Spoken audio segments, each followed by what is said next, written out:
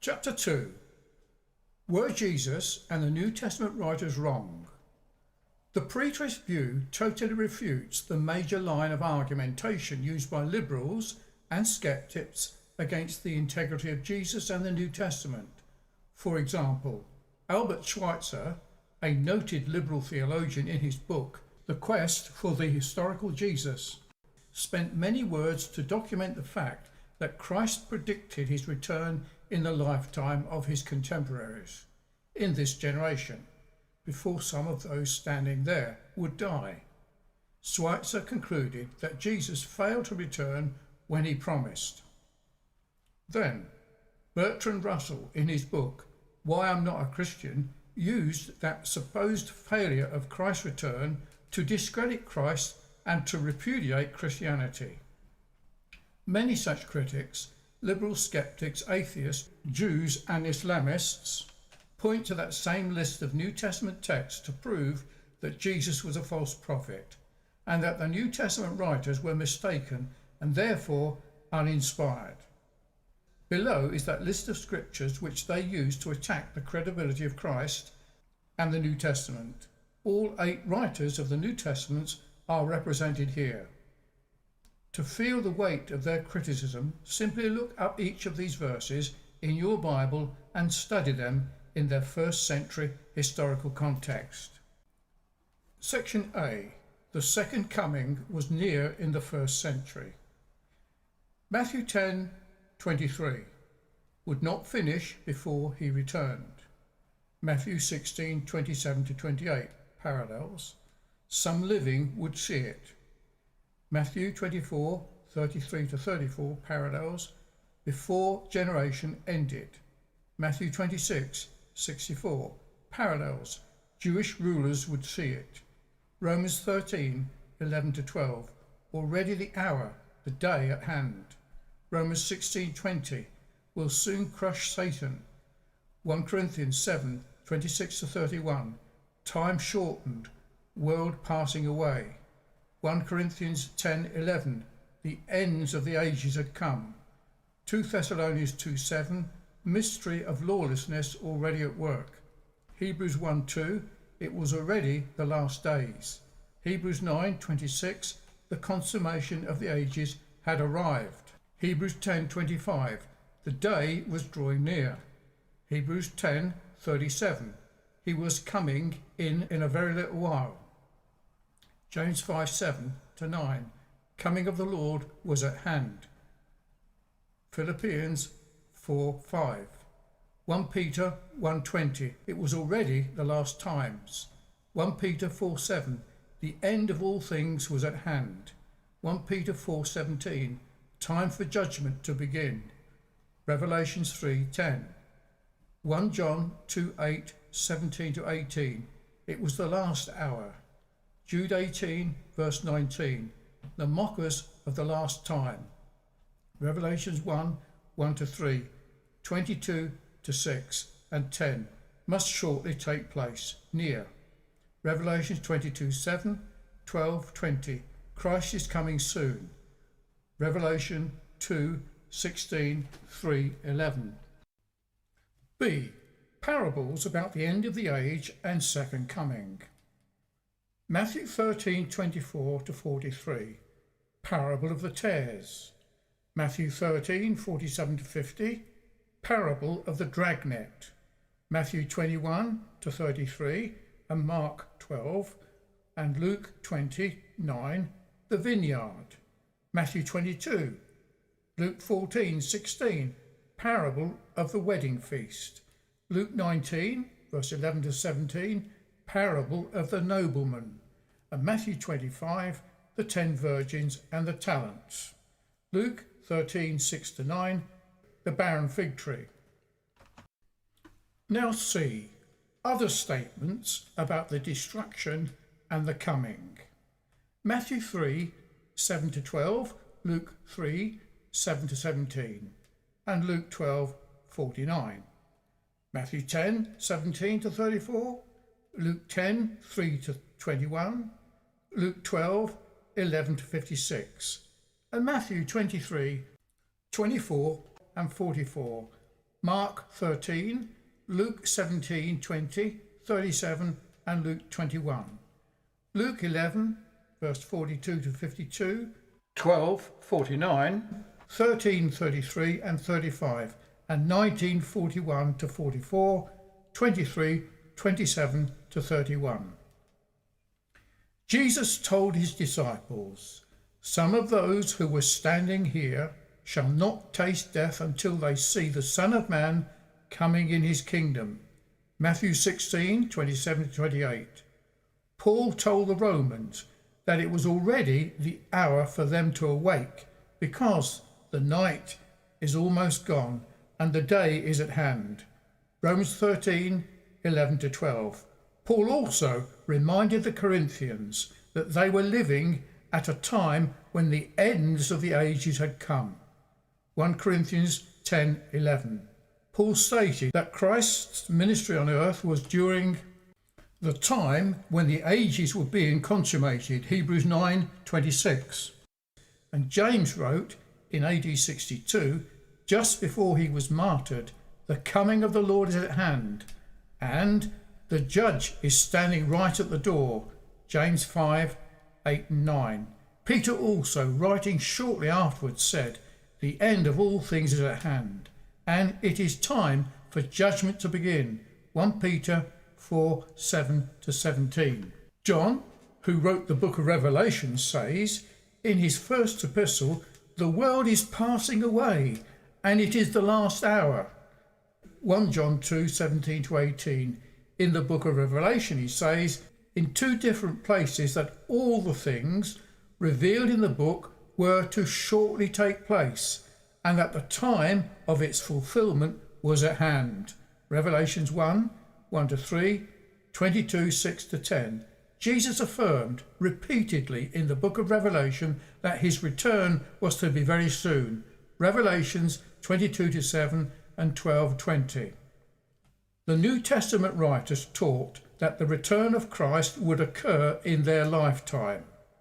There was not a shadow of doubt in their minds. They did not say maybe or possibly.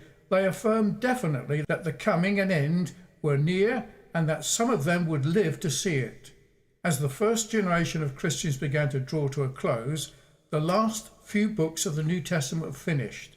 Not only do those latter books confirm the coming and end in their lifetime, but they say that the coming and end was nearer now than when we first believed.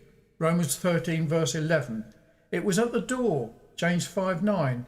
Revelation 3:20. The chart below shows how the sense of nearness was dramatically intensified as AD 70 approached. The imminency intensified nearer the end. Look at the early predictions. Keep on preaching to Israel until Christ comes. Matthew 10:23, 24:14, 28:19 to 20. Later New Testament statements: "Get out of Israel, his coming is near." Revelations 18:4, 22, 6 and 7, 10, 12 and 20. Early predictions: all the apostles were still alive then, but only some would be alive at the end. Matthew 16, 27 to 28, John 21, 22. Later New Testament statements: historic fact, most of the apostles were dead by AD 66. James died in AD 44 and several others in AD 62 to 66. Earlier, he was not at the door then, but when they see these things happen, Matthew 24:33, later they would see all those things happening. So he was now at the door. James 5:9. Earlier predictions: tribulation will come in this generation sometime. Watch for the signs to know when it is near. Matthew 24:21 to 31. Later New Testament statements: the tribulation was now happening. Acts 11:19, 14:22, Romans 5:3, 2 Corinthians 1:8, 1 Thessalonians 1:6, 2 Thessalonians 1:4 to 10, Revelations 1:9, 7 to 14. Earlier predictions: all will be fulfilled. Luke 21 to 22, when Israel is shattered. Daniel 12, 7. Later New Testament statement, Peter referred back to the Old Testament prophecies and claimed fulfillment by saying, the end of all things is at hand. 1 Peter 4:7. Earlier predictions, seal up the book, the time is not near. Daniel 12:4-9. Later New Testament statement, do not seal the book, the time is at hand. Revelation 22:10. Earlier predictions, heaven and earth will not pass away until Matthew 5:17-18, jots and tittles, etc. Matthew 24-29-35, Isaiah 65-66, heaven and earth. Later New Testament statement, heaven and earth are ready to pass away. Hebrews 12:28, 2 Peter 3:13, Revelations 21, new heaven and earth, the kingdom. General references to time. John 6:44, 12:48, the last day. Matthew 24:3, 6 and 14, the end of the age coming. Matthew 24:34, this generation. Daniel 2:21, Acts 1:7, times and epochs. Specific references to nearness, day is approaching. Hebrews 10:25, in the very little while. Hebrews 10:37, the last hour. 1 John 2:18, the time's at hand. Shortly, Revelations 1:2, 3 22:10, end is near. 1 Peter 4:17, time for judgment. 1 Peter 4:17, coming is at hand. James 5:8-9. Early predictions, apostasy will come, false teachers, prophets and Christs. Matthew 24:10-14. Later New Testament statements, apostasy had begun. 1 John 2:18, 2 Thessalonians 2:7, Jude 18 verse 9, 2 Peter 3:3. Earlier predictions, redemption was not nigh yet. Luke 21:31, Luke 19:11-27. Later New Testament statements, redemption is nearer now. Romans 8:23, Ephesians 1:14 and 4:30. Early predictions, kingdom will be near when they see these things. Luke 21:31. They will inherit the kingdom when he returns. Matthew 25:34. Later New Testament predictions, kingdom was very near. They were about to receive the inheritance. Hebrews 12:28, James 2:5, 2 Peter 1:11, Revelations 11:15, 22 and 10. Earlier predictions, Satan and his seed would be crushed in that generation. Genesis 3:15, Matthew 23:33, John 8:41-44. Later New Testament statements, Satan to be crushed soon. Romans 16:20, 1 Peter 5:1-10, Revelations 22:6-7. Earlier predictions, mystery and redemption would be consummated in those days. Daniel 9:24 and chapter 12, Ephesians 1:9-14. Later New Testament statements, mystery and redemption were now being consummated. Revelations 10-7, 12-10, chapters 21-22. Earlier predictions, how long until the end, when the power of the holy people is fully shattered? Daniel 12:6-9. Later New Testament statements, how long until the martyrs are vindicated? It will only be a little while. Romans 6:10-11 and Luke 18-8. Earlier predictions, wedding feast, when bridegroom comes. Matthew 22:2, 13:25, 1-13. Later New Testament statements, the time for the marriage supper had come. Revelations 19:7-9.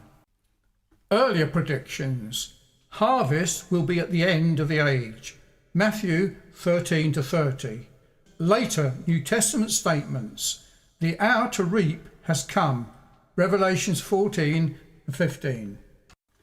As we see on the above chart, their sense of nearness increased dramatically as that first generation of the church drew to a close. When Albert Schweitzer and others pointed out this imminency dilemma, some theologians tried to avoid it by saying that the early New Testament writings only suggested the possibility of an imminent return, but not the certainty of it. Then, as time passed and the delay got longer and longer, some theologians began to postulate a delay. But that theory runs counter to the facts. As time progressed and the final New Testament books were written, their sense of imminency did not diminish at all, but instead were intensified to fever pitch. Questions like, "How long, O Lord?" Revelation 6:10, and answers like, "In a very little while," Revelation 6:11, Hebrews 10:37, 1 Peter 5:10, indicates a very intense sense of expectancy. In fact, Peter told his first century readers in AD 63, just 1 year before the Neronic persecution, to fix their hope completely on the grace to be brought to you at the revelation of Jesus Christ. 1 Peter 1:13. Was he setting them up for a big letdown and disillusionment when the end failed to happen in a very little while? Absolutely not. Jesus came soon, just as he had promised. The events surrounding the destruction of Jerusalem provided the perfect historical setting for the return of Christ. That is, the very point of the Olivet Discourse, Matthew 24 and parallels. The destruction of Jerusalem in AD 70 was within that first century generation, and his coming, the parousia, Matthew 24 verse 3, was directly connected to that judgment upon Israel. Christ came in AD 70.